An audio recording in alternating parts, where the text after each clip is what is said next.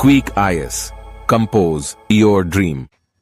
Hello दोस्तों, quick IAS में आपका स्वागत है। 69 बीपीएससी का जो पेपर है वो 30 तारीख को है और ये अंतिम वीडियो है आप लोगों के लिए करंट अफेयर का। इसमें हम जो केंद्र सरकार की कुछ प्रमुख योजनाओं को हम लोग इसमें देखेंगे। इसके बाद हम लोग इसमें देखेंगे कुछ अंतर्राष्ट्रीय सूचकांक में भारत की क्या पोजीशन है और हम लोग कुछ सैन्य अभ्यास को इसमें देखेंगे। ये 3 टॉपिक मैं इसमें करा दे रहा हूँ और बहुत इंपॉर्टेंट जो है वही मैं करा रहा हूँ। आप इसको अच्छे से देख लीजिएगा। एक और आप लोग बताना है, आप लोग डरना मत, ठीक है? आप लोग बिल्कुल मत डरना कि जो है डर के कारण आप जो है क्वेश्चन गलत कर दो। क्वेश्चन सारे आप जो पढ़े हैं वही आएगा, बिल्कुल डरना नहीं है, ठीक है? हम लोग शुरू करते हैं सीधे रिवीजन की ओर। कुछ प्रमुख योजनाएं हैं। जारी कौन किया है? तो केंद्र सरकार ने। योजना का नाम क्या है? अमृत धरोहर योजना।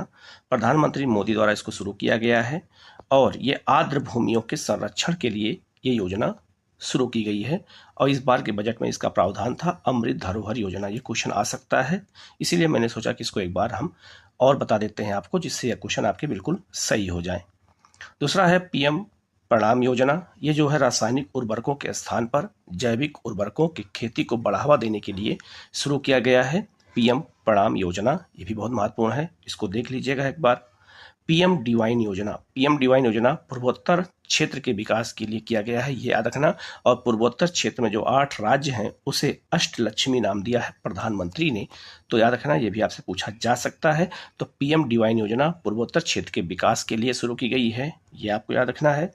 पीएम पोषण योजना, जो मिड डे मील योजना है उसका नाम बदल करके पीएम पोषण योजना कर दिया गया है, ये आपको याद रखना है।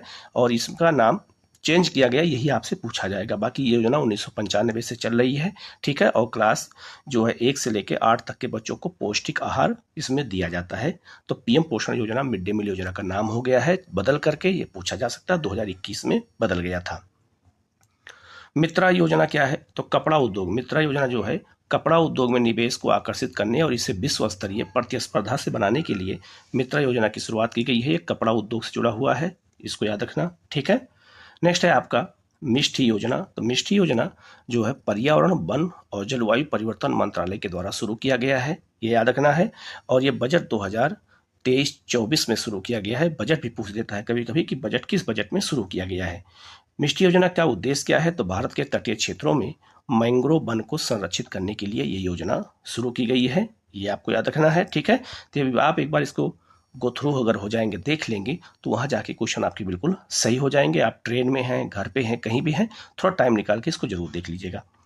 नेक्स्ट है आपका विद्युत मंत्रालय और नवीकरणीय ऊर्जा मंत्रालय द्वारा एक योजना शुरू की गई है, उसका नाम है माहिर योजना, ठीक है? माहिर योजना जो है इसका उद्देश्य क्या है?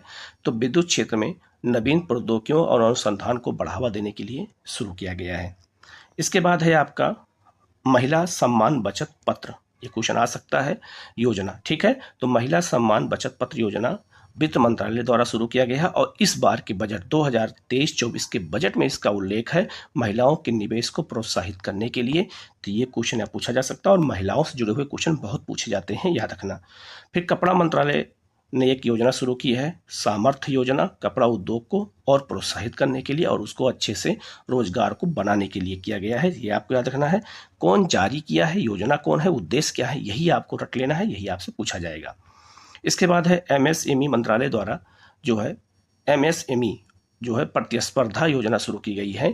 तो जो लघु और जो क्या कहते हैं छोटे उद्योग हैं उनको विकास करने के लिए और उनमें जो है वैश्विक प्रतिस्पर्धा को लाने के लिए ये शुरू किया गया है। इसके बाद है आपका रेल मंत्रालय ने अमृत भारत स्टेशन योजना शुरू किया है। पूरे देश में 1309 स्टेशन को चुना गया है और बिहार से 49 स्टेशन को चुना गया है, ये याद रखना। मैंने अगले वीडियो में 50 बता दिया था, लेकिन नहीं, वो आप थोड़ा संशोधन कर लेना। 49 जो है स्टेशन बिहार से शामिल किए गए हैं, ये याद रखना है। इसके बाद है केंद्रीय ऊर्जा मंत्रालय। केंद्रीय ऊर्जा मंत्रालय द्वारा जो है पावरथॉन 2022 योजना शुरू की गई है बिजली की गुणवत्ता और उसे समस्याओं को दूर करने के लिए और लोगों तक बिजली पहुंचाने के लिए। इसके बाद है आपका सामाजिक न्याय और अधिकारिता मंत्रालय, आवास और शहरी मामलों के मंत्रालय ने शुरू किया है नमस्ते योजना और ये जो है सीवर और जो सेप्टिक टैंक होते हैं उनमें सफाई करने के लिए मशीनीकृत जो है काम किया जाएगा। अब को है सीवर में कोई जो है सफाई कर्मी को नहीं प्रवेश दिलाया जाएगा कि वो जा करके, क्योंकि वहाँ पे जहरीली गैसें होती हैं और उनकी डेथ हो सकती है।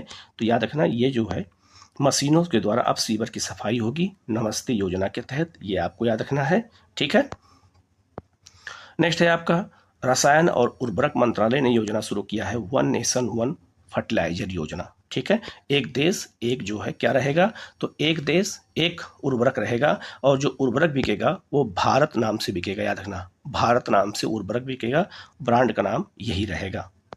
नेक्स्ट है आपका केंद्रीय गृह मंत्रालय ने जम्मू कश्मीर के गांवों में आतंकवादी गतिविधियों से निपटने के लिए विलेज डिफेंस गार्ड योजना शुरू की है जम्मू कश्मीर में। तो ये थोड़ा हट के है, ये भी पूछा जा सकता है केंद्रीय गृह मंत्रालय के द्वारा। इसके बाद है शिक्षा मंत्रालय की योजना है युवा 2.0 योजना। 30 वर्ष से कम आयु के युवा लेखकों को प्रोत्साहन और परामर्श प्रदान करने के लिए। तो याद रखना, जो युवा लेखक हैं उनके लिए है, याद रखना युवा लेखकों के लिए है युवा 2.0 योजना, शिक्षा मंत्रालय की योजना है, याद रखना। नेक्स्ट है सामाजिक न्याय और अधिकारिता मंत्रालय की योजना का नाम है इस्माइल योजना और ये ट्रांसजेंडर व्यक्तियों और भिखारियों को कानूनी और सामाजिक सुरक्षा प्रदान करने के लिए किया गया है। इसके बाद है पृथ्वी विज्ञान मंत्रालय की योजना है अनुसंधान शिक्षा और प्रशिक्षण आउटरीच योजना शुरू की गई है। और याद रखना क्यों शुरू किया गया है, तो अनुसंधान को बढ़ावा देने के लिए बस। डीप ओशन मिशन शुरू किया गया है समुद्री गहरे समुद्रों में संसाधनों की जो है पता लगाने के लिए और उनके संरक्षण के लिए डीप ओशन मिशन शुरू किया गया है, ये याद रखना है। इसके बाद प्रमुख सूचकांक कौन कौन से हैं, रिपोर्ट कौन सी है, तो नंबर 1 है एशिया पावर इंडेक्स 2023। इसमें जो जारीकर्ता कौन है, लोबी इंस्टीट्यूट सिडनी द्वारा। प्रथम स्थान अमेरिका का है, वर्तमान में स्थान भारत का चौथा है, अंतिम स्थान पपुआ न्यू गिनी का है। काम खत्म। ठीक है, आपका यहीं से काम हो जाएगा। एक सूचकांक है ग्लोबल फायर पावर इंडेक्स 2023 में, यह ग्लोबल फायर पावर द्वारा जारी किया गया है। अमेरिका का पहला स्थान है, भारत का इसमें चौथा है और भूटान अंतिम स्थान पर है। ठीक है। इसके बाद है विश्व निवेश रिपोर्ट 2022, अभी 23 नहीं आई है, अंकटाड द्वारा जारी किया गया है। अमेरिका पहले स्थान पर है, भारत को 7वां और अंतिम स्थान को यहाँ से हटा देना कोई मतलब नहीं है। इसके बाद है आपका जलवायु परिवर्तन प्रदर्शन सूचकांक 2023, ये बहुत महत्वपूर्ण है, जर्मन वॉच द्वारा इसको जारी किया जाता है। प्रथम 3 पर कोई नहीं है, चौथे पर डेनमार्क है, 3 खाली है, कोई है ही नहीं, और भारत की रैंक 8वीं है, ये पूछा जा सकता है, और ईरान अंतिम स्थान पर है। तो जलवायु परिवर्तन के लिए अच्छा काम कौन देश कर रहा है, इसको लेके ये रिपोर्ट जारी की जाती है। नेक्स्ट है वैश्विक आतंकवाद सूचकांक 2023। सबसे ज़्यादा आतंकवादी देश जो है वो अफगानिस्तान है और वर्तमान में भारत का स्थान 13वां है, जहां पर आतंकवादी गतिविधियों के कारण वो देश परेशान होते हैं। इस पर जो है ये रिपोर्ट जारी की जाती है। विश्व प्रतिस्पर्धा सूचकांक 2022 है, डेनमार्क पहले स्थान पर है और 37वें स्थान पर भारत है, अंतिम स्थान वेनेजुएला का है, ये आपको याद रखना है। इसके बाद है आपका लॉजिस्टिक्स प्रदर्शन सूचकांक 2023 है, विश्व बैंक जारी करता है। प्रथम स्थान सिंगापुर का और 38वां स्थान हमारा है, भारत का है। इसके बाद है ग्लोबल इनोवेशन इंडेक्स 2022, जो है विश्व बौद्धिक संपदा संगठन द्वारा शुरू किया गया है, मतलब जारी किया जाता है। स्विट्जरलैंड पहले स्थान पर है और वर्तमान में भारत का स्थान 40वां है और अंतिम स्थान गिनी का है। तो भारत का स्थान, और याद रखना जारी कौन करता है, ये ज़्यादा इंपॉर्टेंट है, याद रखना। नेक्स्ट है अंतर्राष्ट्रीय बौद्धिक संपदा सूचकांक 2023, ये जो है यूएस चैम्बर ऑफ कॉमर्स द्वारा जारी किया जाता है। अमेरिका पहले स्थान पर है, 42वें स्थान पर हम हैं और वेनेजुएला जो है अंतिम स्थान पर है। ठीक है। इसके बाद है गुड गवर्नेंस इंडेक्स 2023, ये जो है कौन जारी करता है, तो चार्लर इंस्टीट्यूट द्वारा। सिंगापुर नंबर 1 पर है, 57 नंबर पर हम हैं, वेनेजुएला नंबर लास्ट पे है। तो गुड गवर्नेंस, सुशासन कहाँ अच्छा है और कहाँ बुरा है, इसको लेकर रिपोर्ट जारी होता है। नेक्स्ट है विश्व आर्थिक स्वतंत्रता सूचकांक 2023 है, ये हेरिटेज फाउंडेशन और वॉल स्ट्रीट जर्मन द्वारा जारी किया गया है। सिंगापुर पहले स्थान पर है, 131 पे हम हैं और उत्तर कोरिया सबसे लास्ट पे है, ये भी बहुत महत्वपूर्ण है, पूछा जाता है। नेक्स्ट है आपका ग्लोबल जेंडर गैप इंडेक्स 2023, ये जो है जो लैंगिक असमानता है उसको लेकर के है। तो विश्व आर्थिक मंच द्वारा इसको जारी किया जाता है। आइसलैंड नंबर 1 पर है, 127 नंबर पर हम हैं, और अफगानिस्तान सबसे लास्ट में। तो 127 पे हम हैं ग्लोबल जेंडर गैप पे। ये बहुत ही हमारे लिए जो है एक शुभ संकेत नहीं है। नेक्स्ट है विश्व खुशहाली सूचकांक। कौन सा देश दुनिया में सबसे ज़्यादा खुश है? फिनलैंड। हम किस नंबर पर हैं? 126 नंबर पर हैं। संयुक्त राष्ट्र सतत विकास समाधान नेटवर्क द्वारा इसको जारी किया जाता है। अफगानिस्तान सबसे ज़्यादा नाखुश देश है, ये याद रखना है, ठीक है।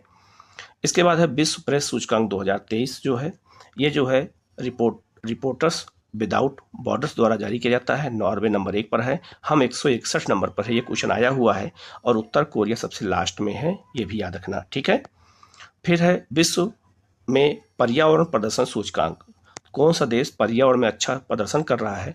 वर्ल्ड इकोनॉमिक फोरम द्वारा जारी किया जाता है। डेनमार्क नंबर 1 पर है, हम 180 नंबर पर है। लास्ट सबसे अंतिम पर हम हैं, याद रखना, ये लिखा है भारत। ये बहुत महत्वपूर्ण है, पूछा जा सकता है कि ऐसी कौन सी रिपोर्ट है जिसमें भारत सबसे लास्ट में है, तो यह बहुत महत्वपूर्ण है पर्यावरण प्रदर्शन सूचकांक में, ठीक है।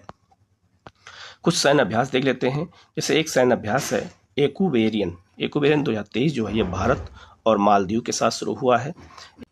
एक है आपका AIME 2023 सैन्य अभ्यास है भारत और आसियान देशों के साथ। आसियान में अब टोटल 11 देश हो गए हैं, पूर्वी तिमोर को इसमें ऐड कर लिया गया है, तो उनके साथ उन 11 देशों के साथ भारत का सैन्य अभ्यास हुआ है।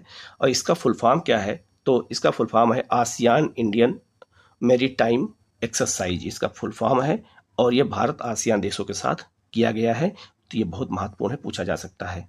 एक है आपका अजय वॉरियर 2023 भारत और ब्रिटेन के साथ, और कोकण 2023 ये भी भारत ब्रिटेन के साथ सैन्य अभ्यास होता है।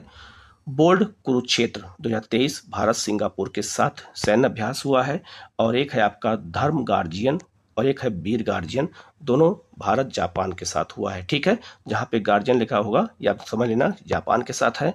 और साइक्लोन 1 भारत मिस्र के साथ है, ये क्वेश्चन पूछा जा सकता है, ये भी बहुत महत्वपूर्ण है। तो ये कुछ सैन्य अभ्यास थे, कुछ महत्वपूर्ण जो है सूचकांक थे और कुछ योजनाएं थी, तो हमें लगा नहीं इसको भी एक बार बता देना चाहिए आप लोगों को, जिससे क्वेश्चन अगर आए तो गलत ना होने पाए और अंतिम समय में देख के जाएं तो याद हो जाएगा। आप लोग डरना मत बिल्कुल भी, ठीक है। हमने बहुत जो है वीडियो बना के आपको जो है कोशिश किया है कि आपका कुछ पेपर गलत ना होने पाए, ठीक है, आपका क्वेश्चन अच्छा हो जाए। और बहुत सारे दूर दराज के बच्चे हैं जो फीस नहीं दे सकते हैं बड़ी बड़ी कोचिंगों में, बस उनके लिए एक छोटा सा प्रयास था ये मेरा, ठीक है। ये प्रयास आगे जारी रहेगा।